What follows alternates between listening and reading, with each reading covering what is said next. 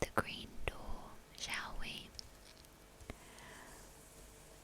Lucy Jenkins lived in an ordinary house, in an ordinary street, in an ordinary town. At the back of Lucy's house was an ordinary garden with ordinary flowers and an ordinary path. But down the path, at the bottom of the garden, was a tree that was not ordinary at all. It was a huge old oak tree, and at the bottom of the tree was a very small green door, only just big enough for Lucy to squeeze through. This was Lucy's secret, because only she knew about the door. But what lay behind the door was Lucy's best secret of all.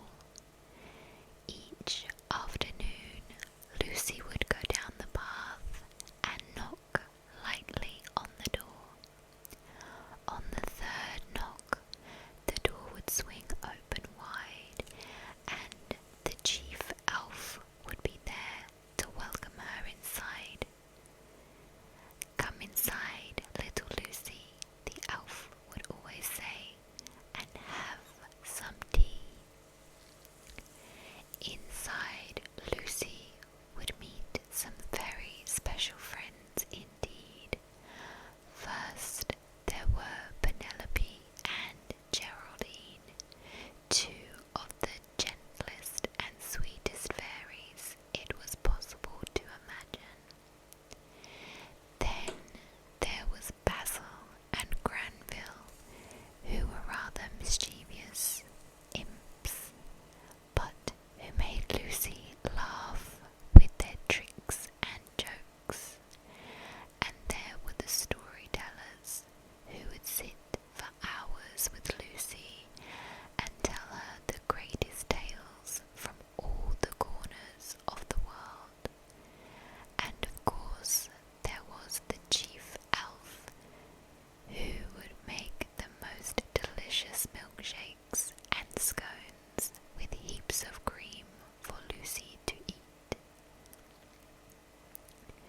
The world behind the green door was a wonderful place, and Lucy would go home afterwards feeling very cheerful and jolly.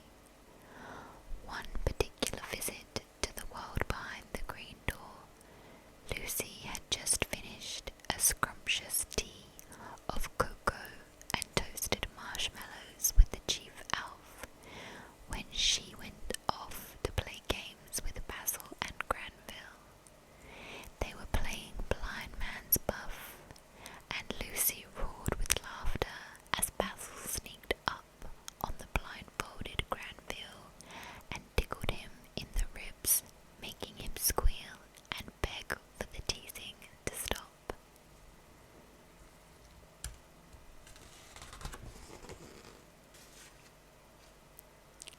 Now just recently, Lucy had been feeling down in the dumps, because very soon she would be going to school, and would only be able to visit her friends at weekends. But they assured her that they would never forget her, and that as long as she was always a true friend to them, she could visit as often or as little as she liked. This cheered Lucy up considerably, and then they took her to visit the storytellers, so that her happiness was complete. Of all the delights behind the green door, the storytellers were Lucy's favourite. They told her stories of how the whales had learned to sing, and of where the stars went when the sun had risen in the sky, and they had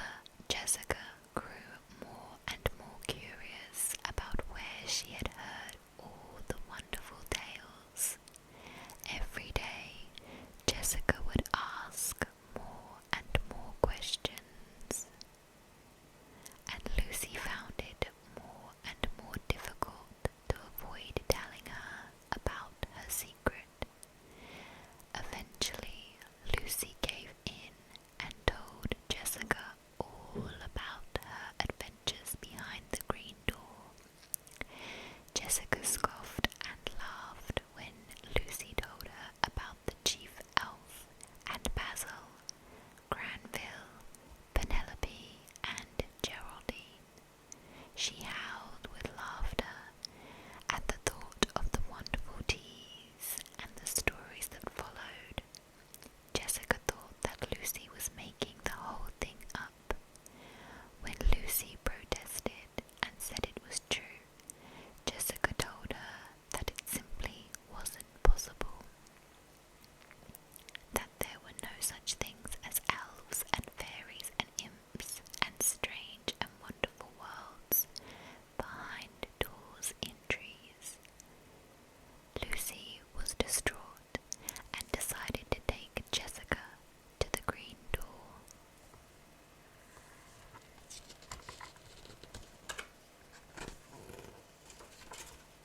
On the way home, Lucy started to worry. What if she really had imagined it all? But if her wonderful friends didn't exist, how could she possibly know them? Jessica walked beside Lucy, still teasing her and laughing about Lucy's invisible friends. When Lucy and Jessica reached the bottom of the garden, Lucy was about to tap lightly on the green door at the bottom of the oak tree when she suddenly noticed the door had disappeared. She rubbed her eyes and looked again, but it simply wasn't there.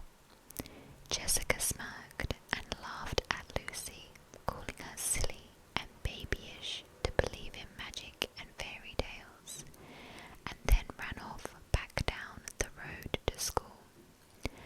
Lucy could not face going back to school that afternoon, and when her mother saw her enter the house, she thought she must be ill. She looked so upset. Lucy went to bed early and cried herself to sleep. And when Lucy slept, she started to dream.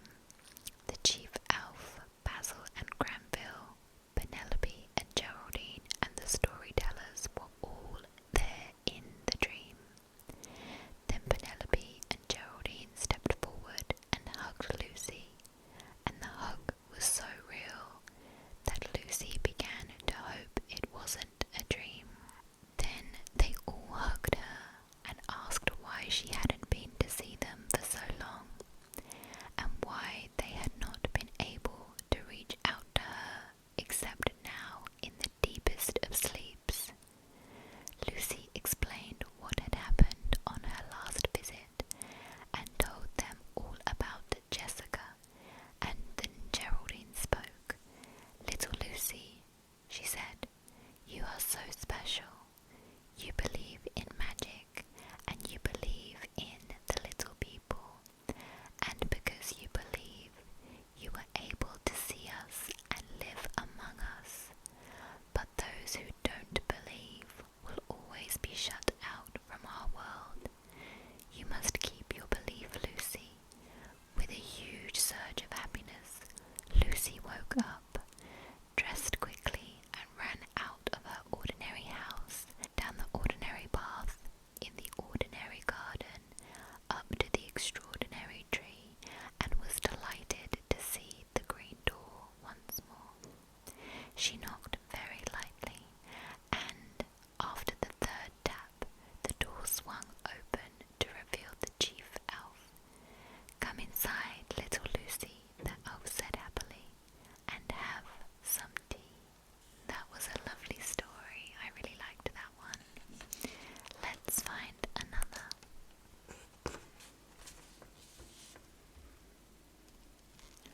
Granny casts a spell.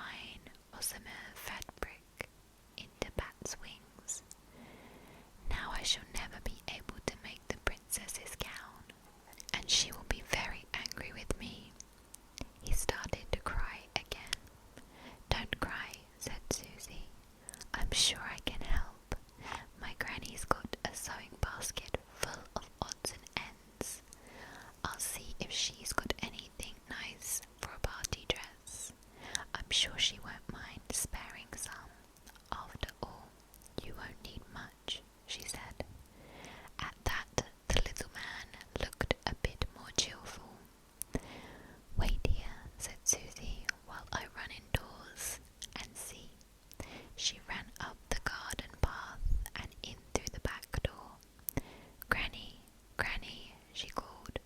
She ran into the sitting room, expecting to find Granny knitting by the fire. But Granny had her eyes closed, and she was whispering to herself. On her lap was her knitting, and the needles were moving all by themselves, so that the yarn danced up and down on the old lady's knees. For a moment, Susie was too astounded to move. Then she thought, I hope Granny's not casting a bad spell. I'd better make sure the little tailor is all right. She ran back down the garden path, and there under the tree sat the tailor, surrounded by a great pile of gorgeous gossamer shining in the sunlight. I've never seen such fine material, ever, he exclaimed. But where did it come from?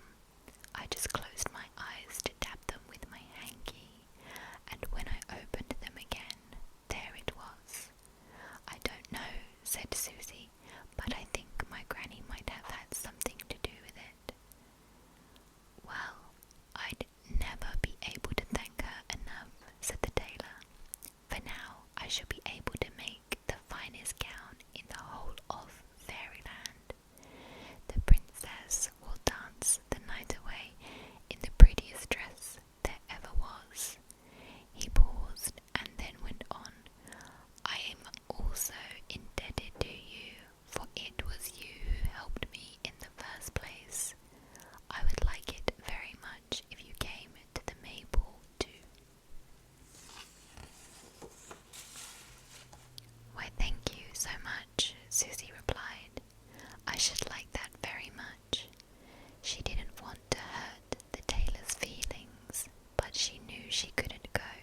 She was far too big to go to a fairy ball. Well, I must get on with the dress now, said the little man, reaching for a pair of fairy scissors. See you tonight. And with that he vanished. Susie went indoors again. Granny was knitting by the fire as usual. Susie wondered if she had dreamed the whole thing. Everything seemed so normal. Really, how could she have imagined she'd seen a fairy tailor in the garden? And as for Granny's casting a spell, that night Susie lay in bed and wondered if the fairies really were having a ball. How she longed to be there. Once she thought she heard tapping at the window. Was that the fairy tailor she saw through the glass? Or was she imagining it? In the middle of the night, she awoke with a start. There was a clicking noise at the end of her bed. Granny, is that you? Called Susie. Yes, dear, replied Granny. I couldn't sleep, so I decided to do some knitting. All at once, the needles started twitching, so I knew it was time to cast a spell. What is your wish, Susie? I, stammered Susie. I want to go to the Maple, she blurted. Then you shall, my dear, said Granny.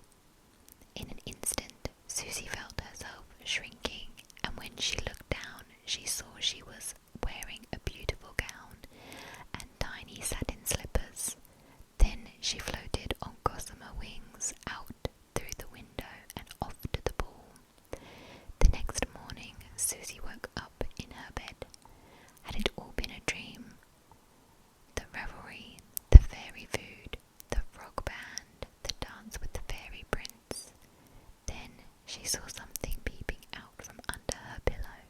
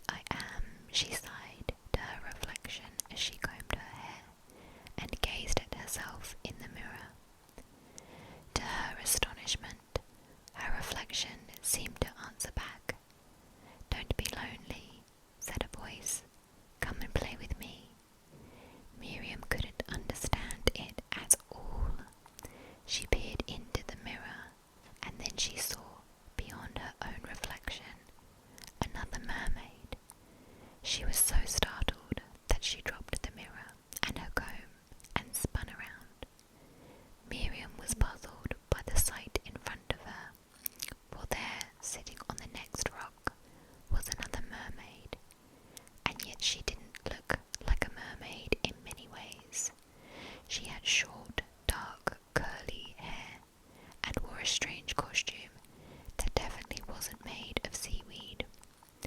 When Miriam looked down to where the mermaid's fishtail should have been, she wanted to burst out laughing.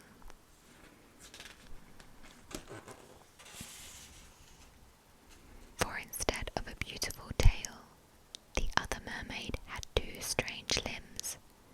Mermaid, who was really a little girl called Georgie, was equally amazed by the sight of Miriam. She had seen pictures of mermaids in books before, but now she couldn't quite believe her eyes, for here on the rock beside her was a real live mermaid. For a moment they were both too astonished to speak. Then they both said at once, "Who are you?" "I'm Miriam," said Miriam. "I'm Georgie," said Georgie. "Let's go for a swim," said Miriam. Soon the two of them were in the water chasing each other and giggling. "Let's play tag along the beach," suggested Georgie, and started swimming towards the shore.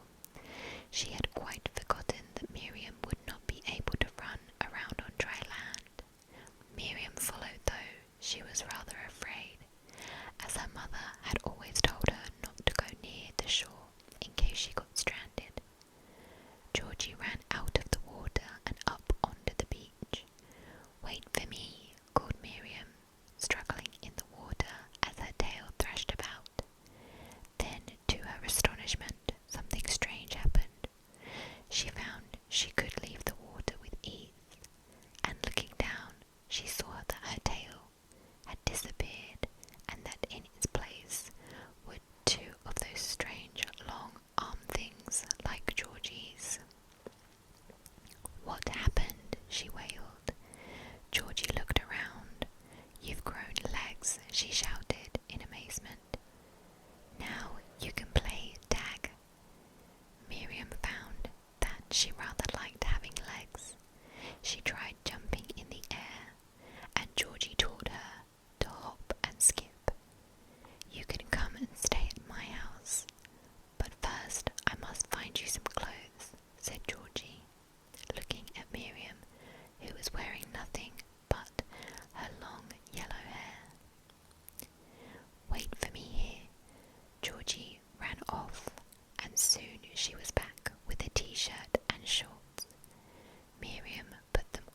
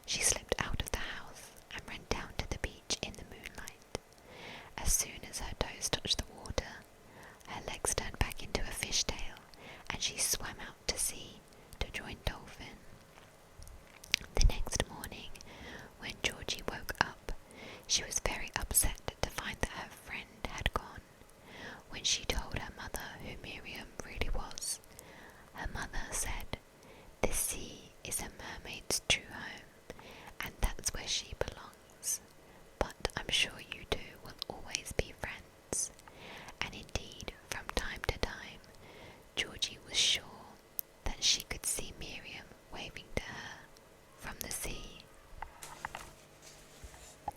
I think I'll do one last one actually, just to round things off, so we'll do the princess and the snowman. One morning, Princess Bella looked out of her bedroom window and saw that the palace was covered in a thick layer of snow. Snow lay on the turrets and along the tops of the walls. There was snow in the well and snow on the guards' hats. The palace garden was so deep with snow, it looked as though it was covered in delicious icing. The snow looked fresh, inviting, and untouched, apart from a line of paw prints made by Bella's pet cat, Bo. The princess clapped her hands with glee. "I'm going to make a snowman," she cried, and rushed off to find her warmest coat and gloves. Soon she was busy in the garden, rolling a great ball of snow for the snowman's body and another one for his head. At last the snowman was finished, and she put an old hat on his head and a scarf around his neck. "Now," thought Princess Bella, "he needs a face." Turning to Bo, she said, "Go and find the snowman a nose." "Meow," said Bo, and trotted off. Bella found 3 lumps of coal and stuck them in a row on the snowman's head to make a mouth. Then she stuck a stone on each side of his head for ears. Bo came back with a piece of carrot in her mouth. "Well done, Bo," said Bella. "That's perfect for a nose." And she stuck the carrot in place. At that moment, there was a call from a palace window. "Bella, Bella, come inside at once. It's time for your lessons," called the queen. Bella ran indoors, and do you know, she forgot all about giving the snowman a pair of eyes. "I wonder when the princess will come and give me my eyes," thought the snowman wistfully. "I'd better keep my wits about me." He listened hard with his stone ears and sniffed with his carrot nose, but there was no one there. Night came, and all the lights in the palace went out. In the middle of the night, a storm blew up. The windows of the palace rattled, the trees creaked and groaned, and the wind moaned. The snowman strained his stone ears even harder, and now he could hear a fearsome icy jangle and a piercing, shrieking laugh. It was the Ice Queen. As she blew past the snowman, he felt the Ice Queen's cold breath on his snowy cheek and the touch of her icicle fingers on his snowy brow. The snowman shivered with fear. Now he heard the Ice Queen's icy tap, tap, tap on the palace door, and her howl as she slipped through the keyhole.